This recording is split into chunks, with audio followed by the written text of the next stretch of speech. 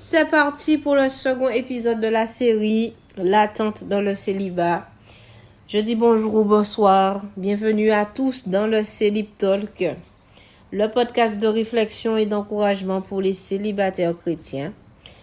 On se détend, on se pose et surtout on réfléchit sur les réalités de cette expérience de vie qu'est le célibat. Je salue tous ceux et celles qui m'écoutent depuis 6 pays maintenant. La France, les États-Unis, la Martinique, l'île Maurice, l'Espagne et bien sûr la Guadeloupe dont je suis originaire. Bien entendu, depuis les différentes plateformes Spotify, Deezer, Apple Podcast, Amazon Music et YouTube, je suis content de vous retrouver. Et vous êtes beaucoup à m'écouter depuis la plateforme Apple Podcast et je vous remercie. Continuez à liker, continuez à vous abonner, continuez à commenter parce que c'est un contenu qui en vaut la peine que des personnes puissent entendre cela. Et voilà, donc je vous remercie encore. Et un rappel déjà des points vus lors de la première partie. Et si tu n'as pas encore écouté, je t'invite à le faire. Et du coup, donc c'est cette série, l'attente dans le célibat. Donc, dans un premier temps, on a défini ce qu'est l'attente. On a vu en détail les défis quotidiens dans l'attente, à savoir la solitude, l'isolement, la foi et la confiance de Dieu en Dieu qui sont challengés et les tentations sexuelles.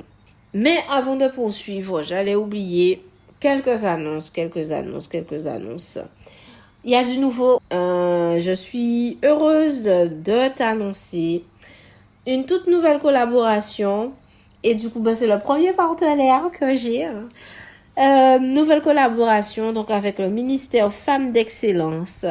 Donc, c'est un site dédié aux femmes de la Caraïbe, mais pas que, qui encourage donc les femmes par des contenus d'édification, de méditation et des événements. Si tu es en Guadeloupe, tu peux aller sur femmesdexcellence.com et tu vas retrouver des événements pour qu'on puisse se rejoindre, échanger ensemble, s'encourager entre femmes.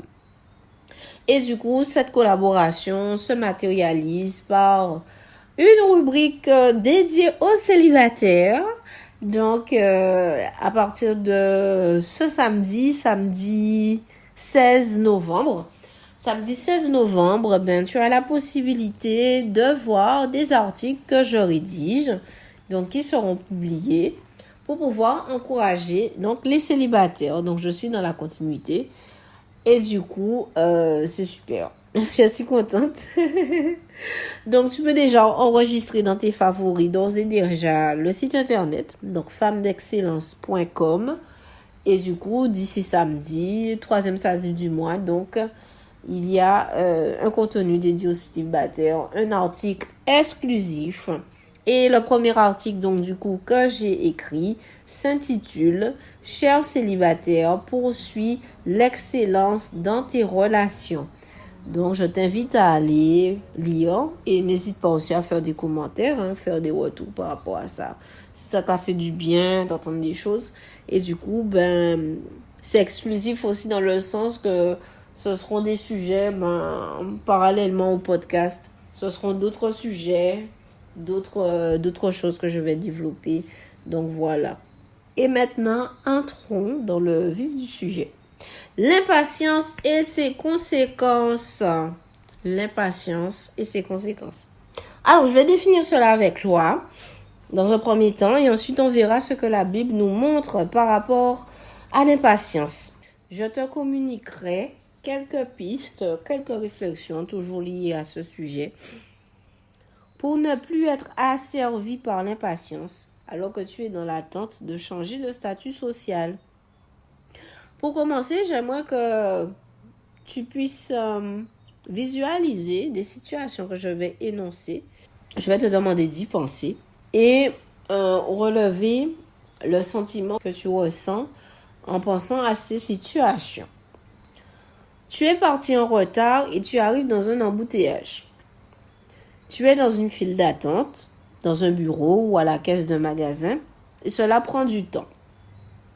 Il est prévu que l'on te fasse un virement bancaire, mais tu trouves que cela prend du temps, sachant que tu as des impératifs financiers. Dans le cadre du célibat, tu es une femme et le désir d'enfanter se présente. Tu es célibataire et tu en as marre d'être seule. En pensant à ces situations, qu'est-ce que tu ressens? Moi, ce que j'ai déduit, c'est que le point commun de toutes ces situations, c'est la frustration d'être dans l'attente. L'impatience, c'est l'intolérance accrue à la frustration. L'impatience signale le refus des choses qui sont hors de contrôle et qui ne s'alignent pas à ce que l'on avait prévu au départ. Tu es parti en retard, mais tu es frustré car les embouteillages te mettent plus en retard. Tu es dans la file d'attente et tu trouves que le service est excessivement lent et surtout tu as d'autres choses à faire. Le virement bancaire n'est toujours pas arrivé et tu dois faire face à des impératifs. Dans le cadre du célibat, tu es une femme et le désir d'enfanter se présente car oui, ton corps te rappelle ses limites. Tu es célibataire et tu en as marre d'être seule car sans doute normalement, à un certain âge, ton plan était que tu sois déjà marié ou que cette relation dans laquelle tu étais fonctionne jusqu'à présent. Sans que l'on se rende compte, l'impatience nous défocalise du fait que Dieu est souverain des aspects de nos vies pour lesquels nous n'avons pas le contrôle et qu'il est le maître du temps et des circonstances. À cause de l'impatience, certains célibataires imposent des délais et des conditions à Dieu. Aïe, aïe, aïe. D'autres également sont prêts à accepter le premier venu, peu importe qu'il soit réellement converti ou pas. Et ça, c'est grave. Je te lis une citation. L'impatience naît de notre réticence à faire confiance et à nous soumettre au calendrier de Dieu pour nos vies. Fin de citation. L'impatience deal avec l'orgueil, l'incrédulité, la peur, le contrôle. Tout cela sont purement les mécanismes de la chair et non l'influence du Saint-Esprit. Car quand on est dans l'esprit, on s'humilie, on se remet à Dieu. Quand on est dans l'esprit, on est dans la foi. Quand on est dans l'esprit, on est dans la paix et le lâcher-prise. Et du coup, il y a des indicateurs qui doivent nous alerter pour tout de suite revenir à Dieu et rejeter ce qui vient du malin. Alors, comment te sens-tu quand tu es confronté au manque de contrôle? Quand tes plans n'arrivent pas à accomplissement au moment où tu le voulais? Comment ton cœur réagit à ces choses? La Bible nous dit dans Proverbes chapitre 19 verset 21, « Il y a dans le cœur de l'homme beaucoup de projets, mais c'est le dessein de l'Éternel qui s'accomplit. » Soyons clairs, je ne dis pas à ceux et celles qui veulent se marier que oui, si tu n'es toujours pas marié, que tu t'impatientes, alors ça veut dire que Dieu ne veut pas que tu te maries. Non, c'est pas ce que je veux dire. Ce que tu dois comprendre, c'est que sans doute, Dieu a besoin de traiter ton cœur par rapport à l'orgueil, par rapport à la peur, par rapport au contrôle. Le problème, c'est que par l'impatience, tu peux être dans la course pour trouver quelqu'un parce que tu en as marre d'être seul.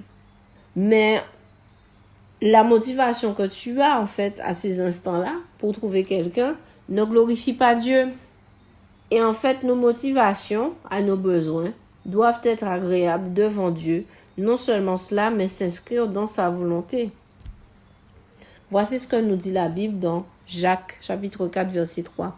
Vous demandez et vous ne recevez pas parce que vous demandez mal dans le but de satisfaire vos passions. Et du coup, une question, mais au fond, qu'est-ce qui te motive pour te marier? Qu'est-ce qui te motive pour être absolument avec quelqu'un en fait? C'est vraiment une question à laquelle tous célibataires devraient se poser pour réfléchir. Et être sincère surtout, pas donner une phrase parce que les autres le disent pour faire plaisir aux gens. Mais une réflexion qui aboutit à de la sincérité et de la profondeur. Il faut que tu sois honnête déjà avec toi-même sans vouloir te comparer aux autres. Parce que là, il s'agit de toi. Il s'agit de toi peut-être qui deal avec l'impatience.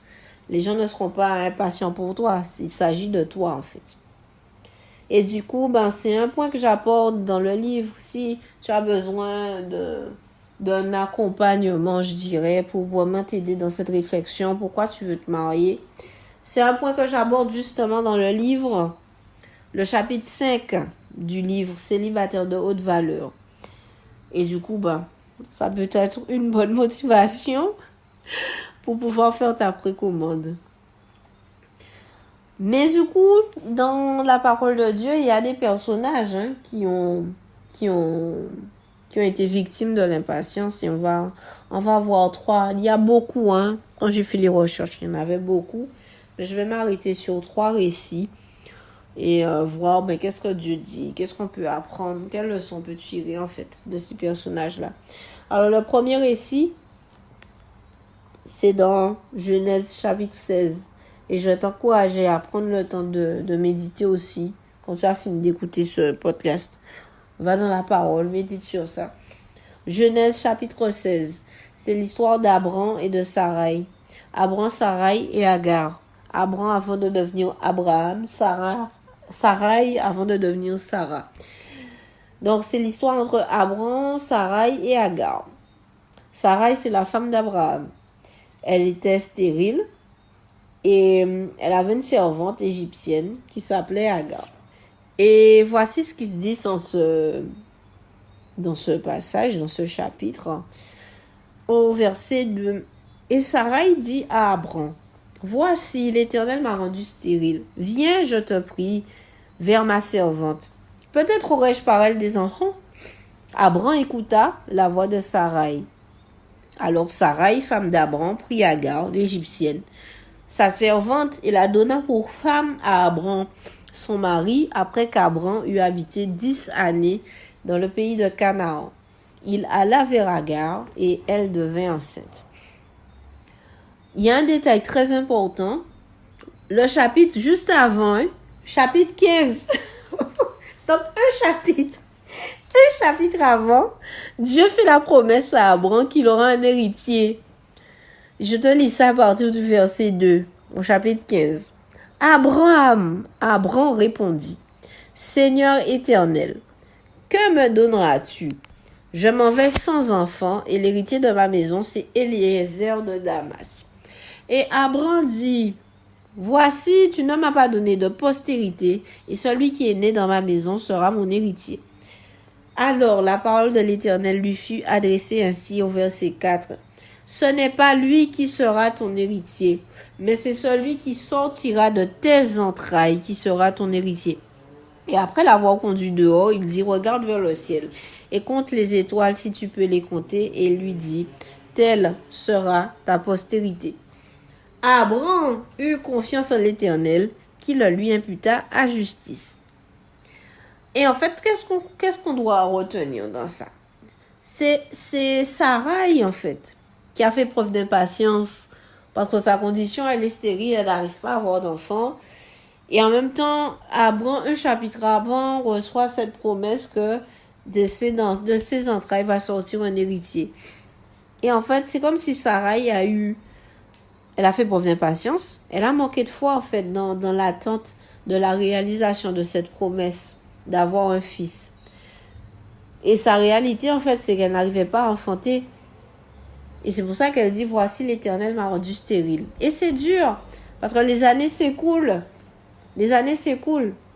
Et par rapport à ça, il y a les commentateurs qui disent que il s'est écoulé près de 20 à 25 ans avant que la promesse de Dieu ne se réalise. Donc imaginez 20 à 25 ans en train d'attendre une promesse se réaliser. Et c'est ça, le challenge réside dans l'entre-deux de l'attente. C'est-à-dire le moment où Dieu parle et la réalisation. Alors peut-être tu es dans cette situation, c'est un encouragement pour toi qui écoute. Ça fait 5 ans, ça fait 3 ans, ça fait 1 an, ça fait 1 mois. Ça fait 1 mois que Dieu t'a dit quelque chose qu'il allait faire. Et tu vois toujours pas la réalisation. Tu te dis, mais c'est vraiment vrai ou bon, voilà. Et du coup, on a du mal à accepter que Les promesses ne se réalisent pas tout de suite. Et du coup, fatiguée d'attendre, Sarai propose une alternative à son mari pour accélérer la réalisation de la promesse. Elle pensait que son idée aiderait à la réalisation du plan de Dieu et Abraham l'écouta et suivit sa suggestion. Et la suite de l'histoire est triste parce que ça a des conséquences. C'est pas ce que Dieu avait prévu au départ. C'est pas ce que Dieu avait prévu au départ. Quand Agar tombe enceinte, Sarai devient jalouse. Elle traite Agar durement. Et tant et si bien, il y a des circonstances qui ont conduit en fait Abraham à chasser Agar et son fils dans le désert. Et dans la détresse, alors qu'elle est dans le désert, Agar rencontre un ange du Seigneur qui lui ordonna de revenir et de se soumettre à l'autorité de Sarai. Et cet événement illustre le danger qu'il y a à vouloir à aider Dieu quelque part. Aider Dieu à notre manière et au moment où l'on veut, mais pas au moment où Dieu veut. Plutôt que d'attendre le plan parfait de Dieu, Abraham et Sarai ont pris les choses en main, ce qui a entraîné des complications et des frictions au sein de leur famille. Ce récit, pour conclure, donne aussi deux manières de vivre dans l'attente.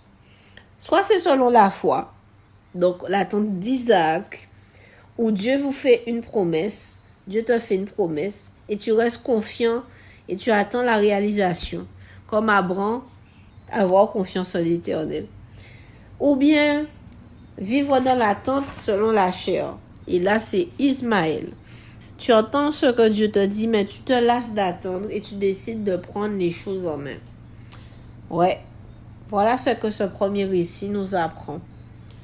Le deuxième récit, c'est le roi Saül dans 1 Samuel chapitre 15, entre les versets 8 et 14. 1 Samuel chapitre 13, versets 8 à 14. Le roi Saül a dû attendre 7 jours, conformément à ce qui était convenu avec le prophète Samuel. Mais au bout de 7 jours, le prophète n'arrive pas, parce qu'il doit faire un sacrifice à Dieu, une procédure particulière. Je lis le passage. Saül attendit 7 jours, conformément au délai fixé par Samuel, mais celui-ci n'arrivait pas à Gilgal et le peuple se dispersait loin de Saül. Saül dit alors, « Amenez-moi les victimes destinées à l'holocauste et au sacrifice de communion. » Et il offrit l'holocauste. Il finissait d'offrir l'holocauste lorsque Samuel arriva. Saül sortit à sa rencontre pour le saluer. Samuel dit, « Qu'as-tu fait » Saül répondit, « Lorsque j'ai vu que le peuple se dispersait loin de moi, que tu n'arrivais pas dans le délai fixé, et que les Philistins étaient rassemblés à Michmash, je me suis dit, les Philistins vont descendre m'attaquer à Gilgal, et je n'ai pas imploré l'Éternel. C'est alors que je me suis fait violence et que j'ai offert l'holocauste. » Samuel dit à Saül, « Tu t'es comporté de façon stupide. Tu n'as pas respecté le commandement que l'Éternel ton Dieu t'avait donné. L'Éternel aurait affermi pour toujours ton règne sur Israël. Mais maintenant, ton règne ne durera pas. L'Éternel s'est choisi un homme selon son cœur et il l'a destiné à être le chef de son peuple. Cela arrivera parce que tu n'as pas respecté ce que l'Éternel t'avait ordonné. » Dans le premier livre de Samuel, on découvre l'histoire du roi Saül. C'est le premier roi d'Israël. Malheureusement, l'impatience et la désobéissance de ce roi ont eu de graves conséquences. Et cet incident met en évidence son manque de confiance, son impatience et sa décision de prendre les choses aux mains encore une fois. Et l'impatience du roi Saül, en fait, s'explique par plusieurs facteurs. Il y a des circonstances extérieures qui l'influencent. Il y a l'ennemi qui menace, la dispersion de ses troupes. Et malgré que Samuel, le prophète, lui avait demandé d'attendre 7 jours pour qu'il puisse offrir un sacrifice pour rechercher la faveur et la direction de Dieu, la peur et l'impatience donc l'emportèrent et il prit sur lui d'accomplir le sacrifice. En fait, il a plus regardé à juste faire le sacrifice, mais il n'a pas pris en compte le contexte et l'instruction, la précision de l'instruction, en fait. Et du coup, dans notre cas, on peut faire face à des circonstances pressantes qui nous contraignent et nous poussent à prendre des décisions que Dieu n'approuve pas. Saül s'est dit qu'il est dans son droit et qu'il a attendu les 7 jours. Mais l'obéissance n'a pas été complète. Et est-ce que dans notre cas, on a beaucoup de circonstances pressantes, hein? L'âge pour les femmes, l'entourage, la société, qui met la pression. On se dit, bon, je dois me marier. Donc, on peut se contenter de quelqu'un, peut-être qui fréquente l'église, qui aime bien, mais qui n'a pas réellement reçu Christ comme Seigneur et Sauveur, qui n'a pas de relation intime avec Dieu, en fait. Et on regarde plus à l'idée, comme ça, je serai mariée, mais pas le pourquoi du mariage, en fait. Et là encore, dans ce deuxième récit, on voit le manque de foi. Le manque de foi du roi Saül dans le calendrier de Dieu, dans son timing. Et en fait, il a préféré faire plus confiance à son propre jugement. Et ce fut un moment de faiblesse où Saül laissa la peur prendre le pas sur sa confiance dans les plans de Dieu. Et tout comme le roi Saül, on peut être tenté de se précipiter en pensant savoir ce qui est le mieux. Mais ce faisant, en prenant cette décision-là, en faisant ce choix-là, on risque de passer à côté du plan parfait que Dieu a prévu pour nous. Et la conséquence, c'est la perte de la bénédiction. Le règne du roi Saül, au départ, Dieu devait l'affermir et ça n'a pas été le cas. Au contraire, il a été affaibli. Et c'est ce qui est dommage, en fait. Donc, c'est ça le deuxième récit. Deuxième récit à retenir. Le troisième maintenant. Le troisième. Ça, c'est dans Exode 32. Exode 32. Les Israélites, le peuple d'Israël, qui a fabriqué un veau d'or. Et là aussi, il y a une impression de retard. Le leader du peuple, Moïse, est sur la montagne. Ça fait 40 jours, 40 nuits que Moïse est sur la montagne. Et personne n'a des nouvelles du leader. Personne n'a des nouvelles du leader. Personne ne sait ce qu'il faut faire. Et du coup, il est dit qu'il tardait à venir. Il tardait à revenir du mont Sinaï, dans Exode 32. Et les Israélites devinrent anxieux et impatients. Craignant d'avoir été abandonnés par Dieu, ils se tournèrent vers l'idolâtrie et créèrent un veau d'or pour l'adorer. Je lis, verset 1. Le peuple voyait que Moïse tardait à descendre de la montagne. Alors il se rassembla autour d'Aaron et lui dit, « Allons, fais-nous des dieux qui marchent devant nous, car ce Moïse, l'homme qui nous a fait sortir d'Égypte, nous ignorons ce qu'il est devenu. » Aaron leur dit, « Retirez les anneaux d'or qui pendent aux oreilles de vos femmes, de vos fils et vos filles, et apportez-les-moi. » Chacun retira les anneaux d'or qui pendaient à ses oreilles et les portèrent à Aaron. Il les reçut de leurs mains, jeta alors dans un moule et fit un veau en métal fondu. Ils dirent alors, Israël, voici tes dieux qui t'ont fait sortir d'Égypte. Et bon, pour poursuivre le chapitre, Dieu dit après à Moïse de descendre. Et du coup, il fait tuer toutes les personnes qui étaient dans l'idolâtrie. Donc, faut lire le chapitre parce que c'est long. Et du coup, voilà, c'est ça. Le peuple a fait preuve d'impatience. Et il y a aussi un dernier récit. Alors, c'est avec Josué. Josué, la tromperie des Gabaonites. Ça, c'est dans Josué 9. Donc, je t'invite à méditer. Là, je survole un petit peu. Et c'est l'un des exemples bibliques où l'impatience et le fait de ne pas consulter Dieu ont eu des conséquences imprévues. Dans ce chapitre, Josué et les dirigeants d'Israël sont confrontés à un complot astucieux des Gabaonites qui se sont déguisés en voyageurs venus d'un pays lointain pour obtenir un traité de paix avec les Israélites.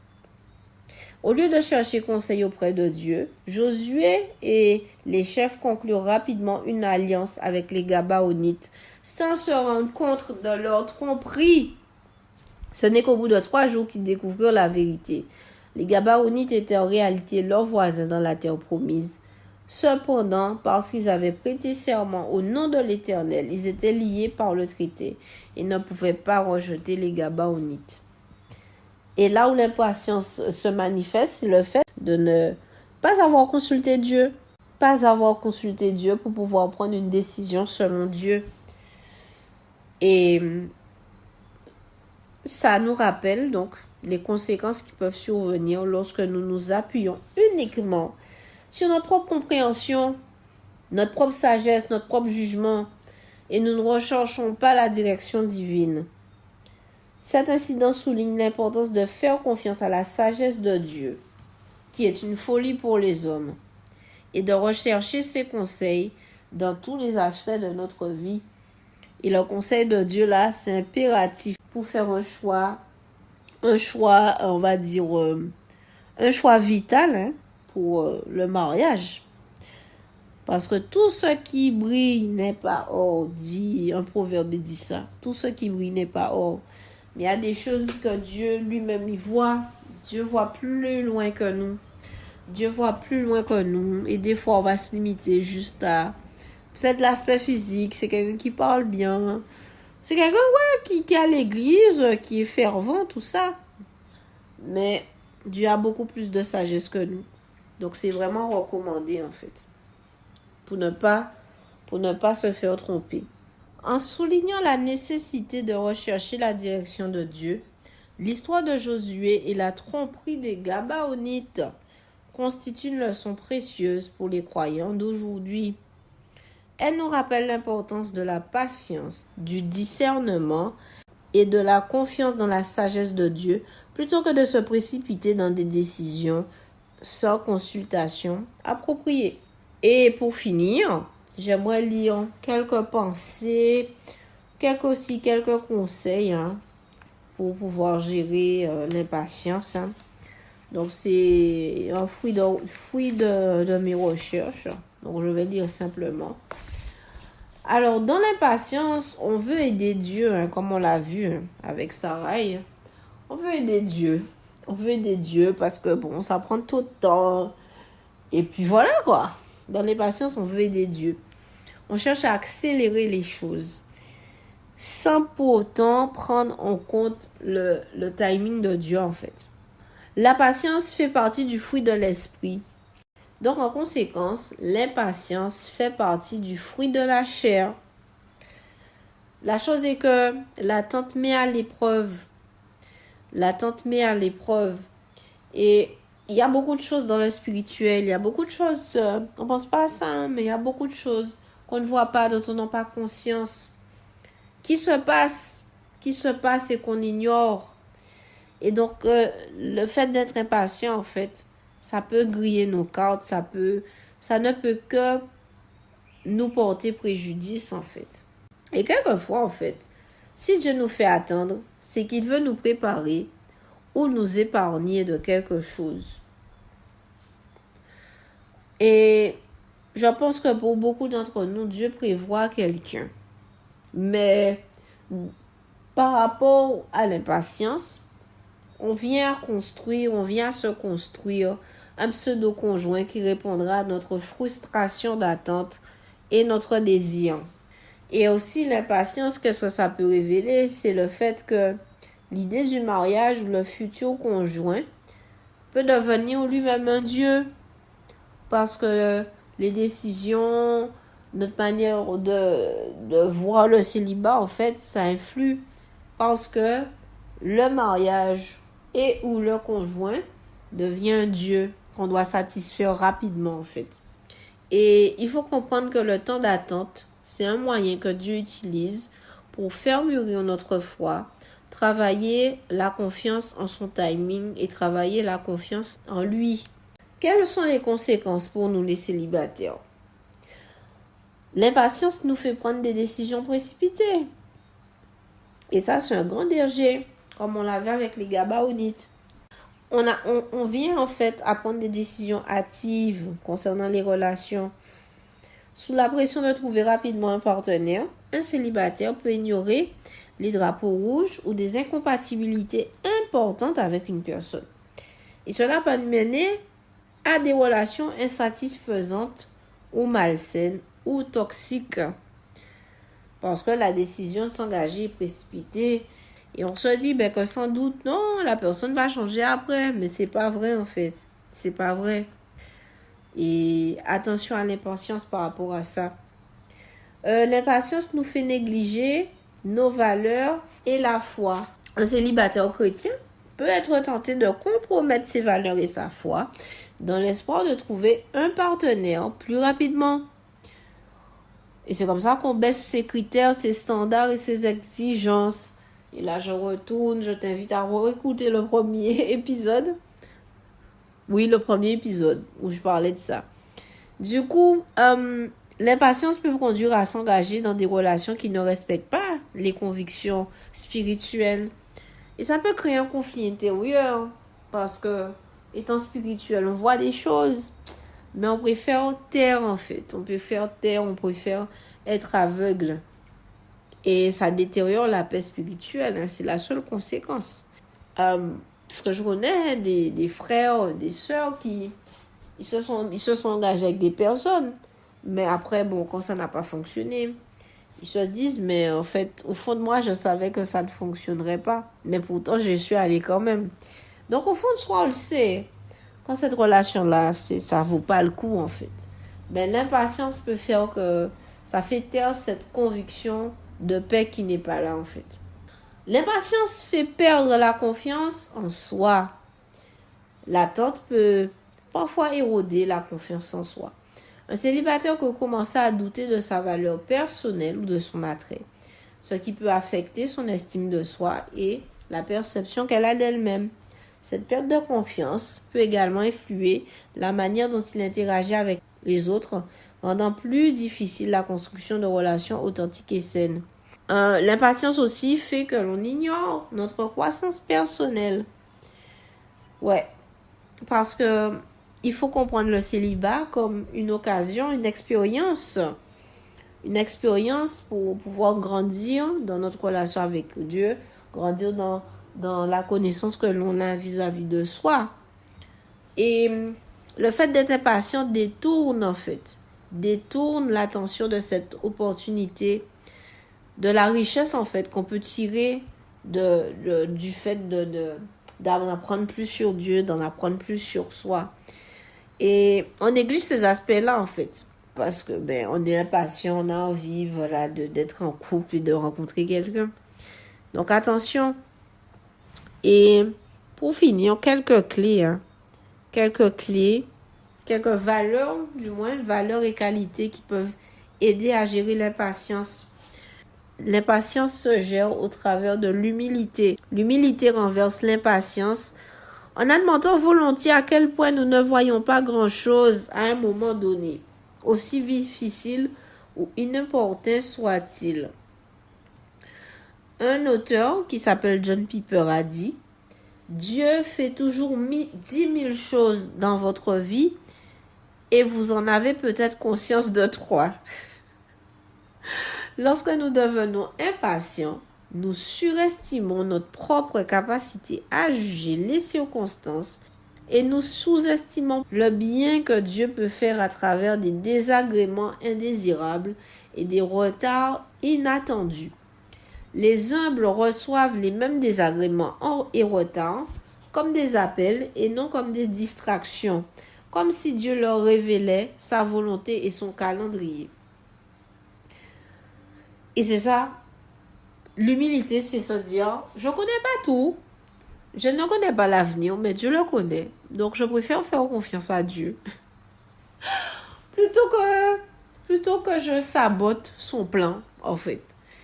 Et je travaille la confiance en Dieu parce que Dieu est fidèle, Dieu n'a pas changé. Et ce sont des projets de paix que Dieu a pour moi. C'est ça l'humilité. Et il faut y retourner tous les jours que Dieu permet, tous les jours que Dieu fait. Ensuite, comment gérer l'impatience? C'est au travers de la foi.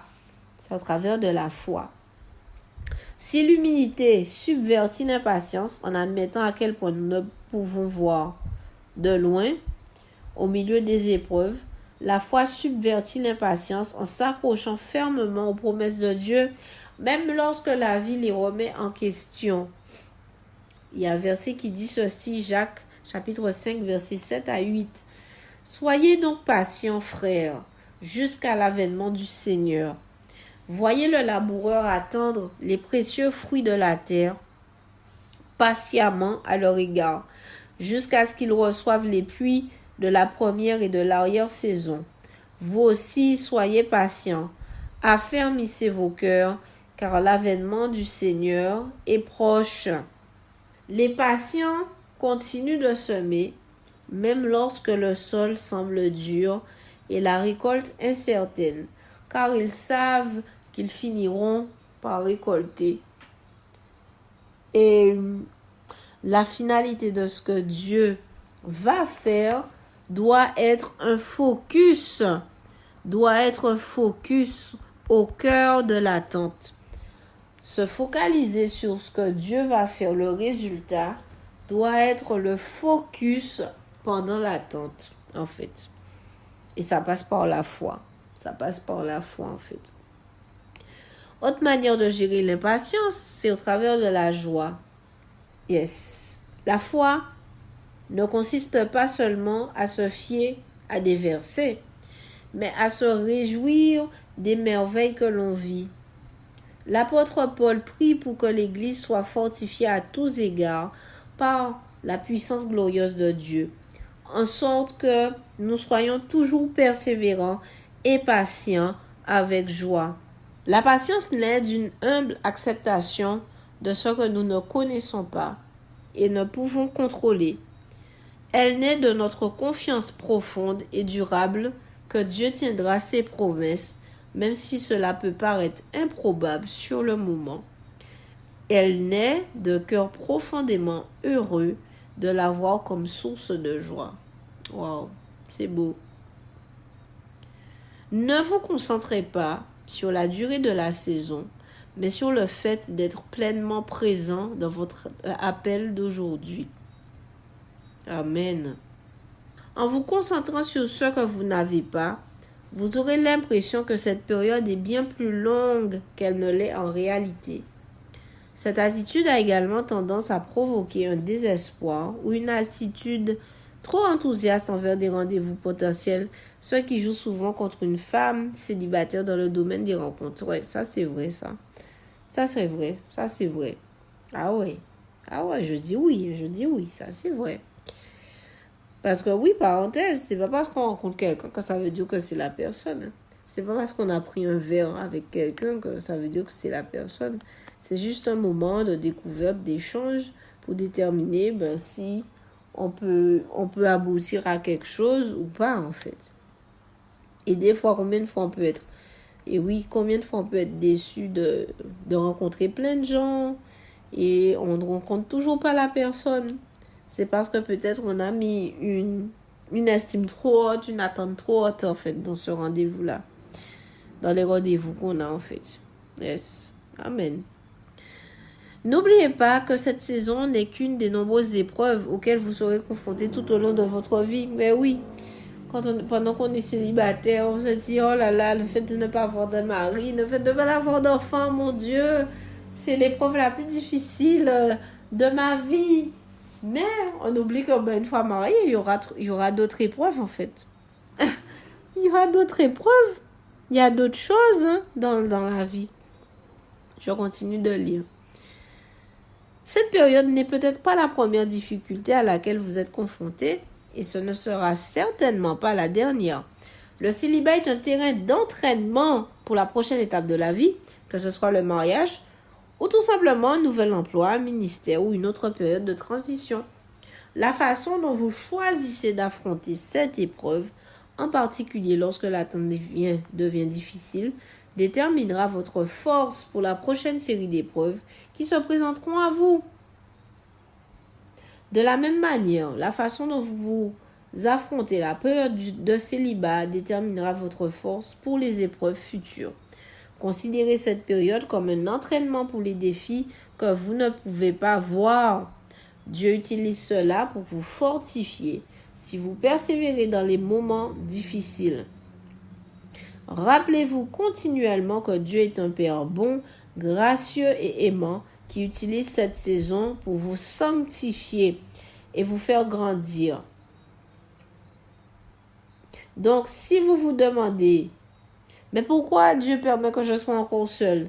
Est-ce que j'aurais fait quelque chose de mal? La vraie question à se poser, c'est où est-ce que mon cœur a besoin d'être sanctifié? Ouais, où est-ce que mon cœur a besoin d'être sanctifié? Amen. Ah, ça, quand j'ai lu ça là c'est le dernier point. Ah ouais. Alors, je lis. Demandez-vous, est-ce que je vis mon célibat de la même manière que j'espère que mon futur conjoint vivrait le sien? Question. Pensez à votre attitude actuelle à l'égard de votre célibat et de l'attente que cela implique. Pensez maintenant à votre futur conjoint. Voudriez-vous qu'il vive son célibat avec la même attitude que vous adoptez actuellement, surtout si elle est négative?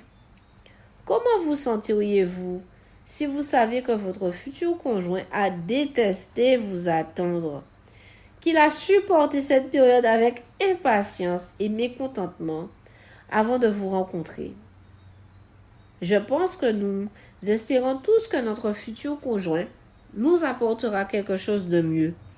Nous espérons qu'il tirera le meilleur parti de cette expérience de vie qu'est le célibat, qu'il grandira et se transformera en une personne qui contribuera positivement à notre futur mariage. Dans cet esprit, acceptez-vous la tentation d'abandonner et d'arrêter d'attendre, ou acceptez-vous cette saison comme la volonté souveraine de Dieu en tirant le meilleur parti du temps? Et waouh! C'est vrai que c'est pas une question qu'on a l'habitude de se poser. Peut-être que là, tu es dans l'impatience, t'en as marre, tout ça. Mais t'imagines si ton conjoint, là, en ce moment, il est tout aussi aigri que toi et il a juste marre de t'attendre, en fait. Mais comment? Mais comment? Mais comment? Mais comment? Mais comment? C'est pas... Waouh, ça fait réfléchir. Ça fait réfléchir, vraiment. Vraiment, vraiment. Je te laisse avec ça. Vraiment, ouais. N'hésite pas à réécouter. Réécouter. Et voici la citation de fin que j'aime beaucoup. Les pressés ne vivent pas dans le présent, mais dans l'attente du résultat. Les pressés ne vivent pas dans le présent, mais dans l'attente du résultat. Waouh! Et je m'arrête là pour aujourd'hui. Donc, ce sont des pistes. C'est un épisode où j'ai vraiment voulu t'inciter à la méditation, à aller chercher dans les Écritures, prendre le temps de méditer et tirer des leçons pour ta propre vie, pour, voilà, comment tu vis le célibat actuellement. Ouais.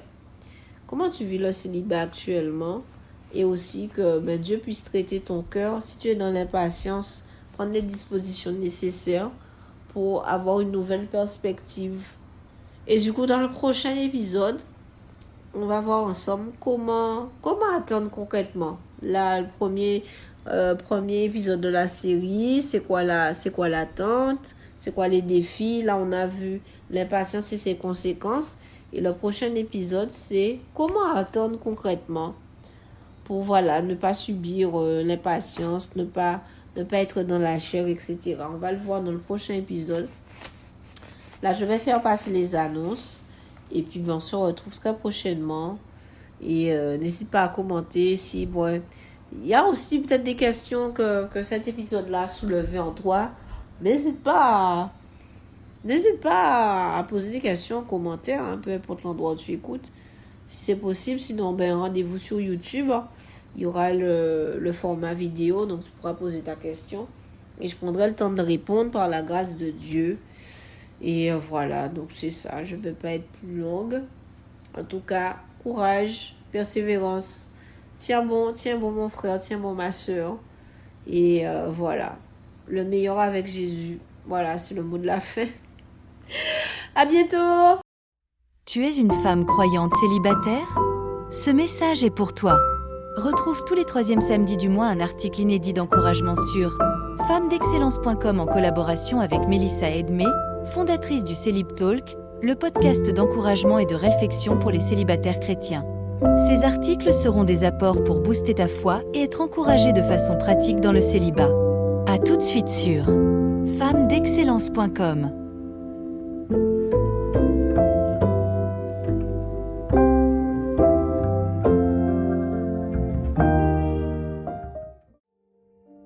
Tu es célibataire et à la recherche de clés pour naviguer au cœur de cette période de ta vie avec succès et sérénité?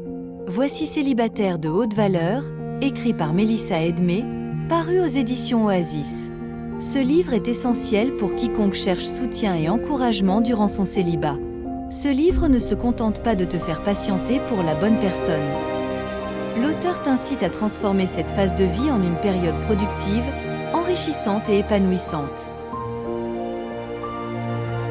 En gérant tes relations avec Dieu, les autres et toi-même, tu apprendras à briller, cultiver l'équilibre et devenir une véritable source de bénédiction.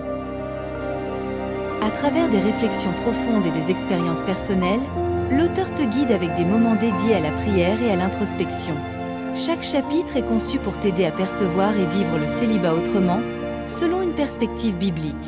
Ce livre est une véritable feuille de route pour ne plus subir le célibat mais en faire une saison de bénédiction. Au prix de 9,90 € au format e-book. Ce projet est soutenu par le ministère apostolique pour le réveil de l'Évangile, Marais. Pour en savoir plus et soutenir cette œuvre, rendez-vous sur maraisdon.com. Abonne-toi dès maintenant au podcast Célib Talk pour réfléchir, être boosté et challengé pendant ton célibat. Rendez-vous sur les plateformes d'écoute de podcast et YouTube. À bientôt!